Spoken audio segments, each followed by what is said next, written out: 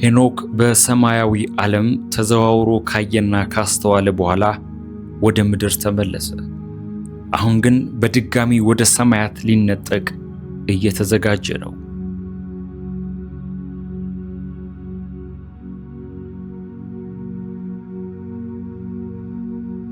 ለመሆኑ በሕይወት ዘመኖ ሁሉ ሲያምኑት የኖሩት መጽሐፍ ቅዱስ ሙሉ ታሪክ ባይዝስ? ታሪክ በአጋጣሚ ሳይሆን ሆን ተብሎ እንዲቀነስ ቢደረግ? በከፍታማዎቹ የኢትዮጵያ ተራሮች ላይ የኢትዮጵያ ኦርቶዶክስ ተዋሕዶ ቤተክርስቲያን መላውን ዓለም አይቶ የማያውቀውን ታላቅ ምስጢር ጠብቃ ቆይታለች።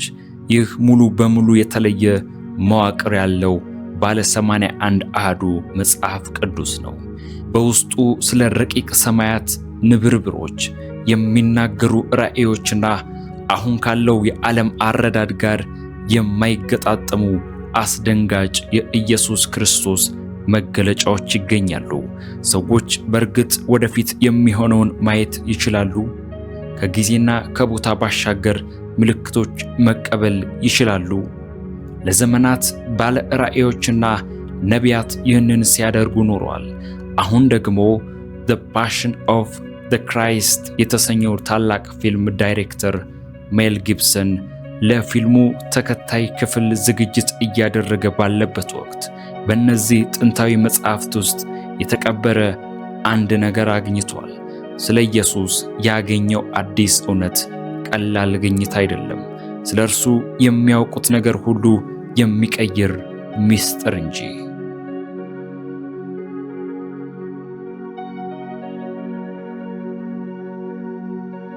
ሜል ጊብሰን ስራውን የጀመረው በአንድ ጥያቄ ነበር። ስለ ትንሣኤ የሚናገረውን ቀጣይ ፊልሙን ሲያዘጋጅ አብዛኛው ሰው ፈጽሞ የማያነባቸው ቀደምት ክርስቲያናዊ መጻሕፍት መመርመር ጀመረ። ይህ ያደረገው ለምርምር ብቻ ሳይሆን በመደበኛ የታሪክ ፍሰት ውስጥ የሆነ ያልተሟላ ነገር እንዳለ ስለተሰማው ነው። ወደ ጥልቁ በሄደ ቁጥር ስሜቱ ወደ ግልጽ እውነት ተቀየረ። በአንዳንድ ቦታዎች ያሉትና በሌሎች ዘንድ የሌሉት ትልቅ የታሪክ ክፍተቶች አጋጠሙት። ይህ የፍለጋ መስመር ደግሞ ወደ ሮም ሳይሆን አብዛኛው ሰው ወደማያስበው አቅጣጫ መራው። በሐዋርያት ሥራ መጽሐፍት ላይ ብዙውን ጊዜ ትኩረት የማይሰጠው ነገር ግን የታሪኩን አጀማመር ሙሉ በሙሉ የሚቀይር አንድ ክስተት አለ።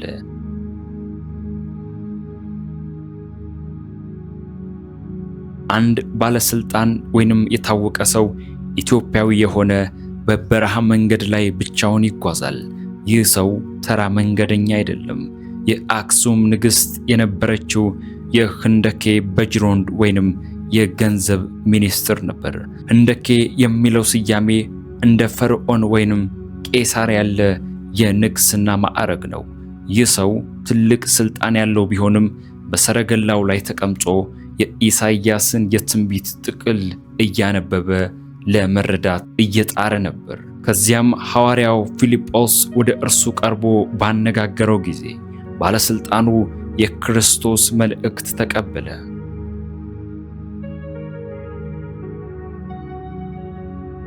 ይህ ታሪክ በሐዲስ ኪዳን ውስጥ በግልጽ ተጽፎ የሚገኝ ሲሆን አንድ ትልቅ እውነት ያረጋግጣል።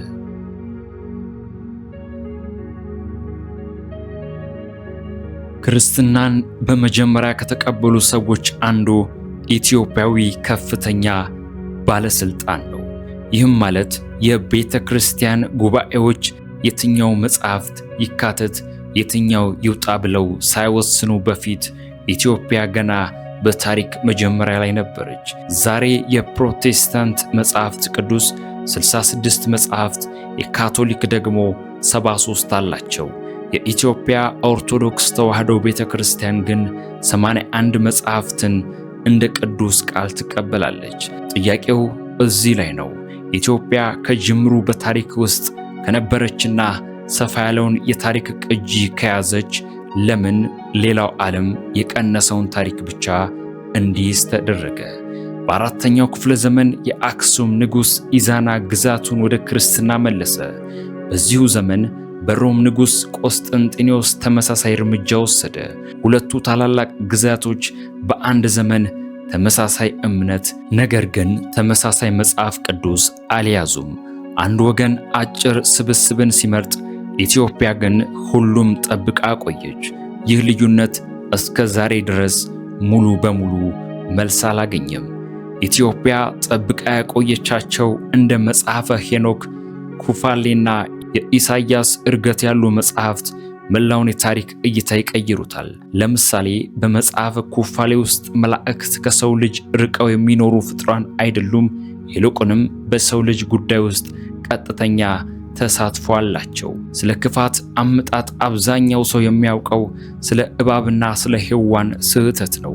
በኢትዮጵያ ትውፊት ውስጥ ግን በተለይም በመጽሐፈ ሄኖክ ክፋት ከውጭ የመጣ የተቀነባበረ መሆኑን ይገልጻል። ትጉሃን ወይንም ዋቸርስ የተባሉ መላእክት ከሰማይ ወደ ምድር ወርደው ከሰው ልጅ ጋር ለመኖር ያልተፈቀደ ዕውቀት ለማካፈል ወሰኑ። ከመላእክት አንዱ አዛዝኤል ለሰዎች የጦር መሳሪያዎች መስራት አስተማረ። ጦርነት ሰዎች በራሳቸው የፈጠሩት ሳይሆን በእነዚህ ፍጡራን አማካኝነት የተዋወቀ ጥበብ ነው። ሌሎች መላእክት ደግሞ ብረታ ብረት ማቅለጥ፣ የጥንቆላ ዕውቀቶችን አስተማሩ። በዚህም ምክንያት በሰው ልጅ መካከል አመፃና ሙስና ተስፋፋ።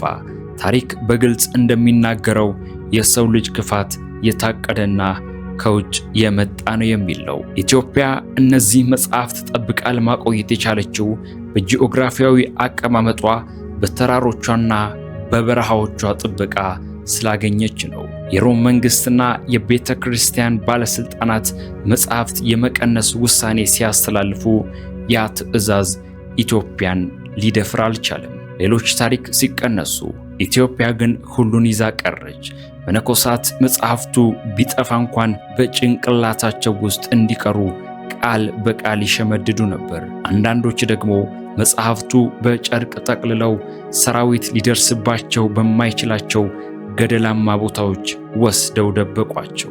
በአብዛኛው መጽሐፍት ቅዱስ ውስጥ ያልተካተተው መጽሐፈ ሄኖክ ዛሬ ባለው መጽሐፍ ቅዱስ ውስጥ በቀጥታ ተጠቅሶ ይገኛል።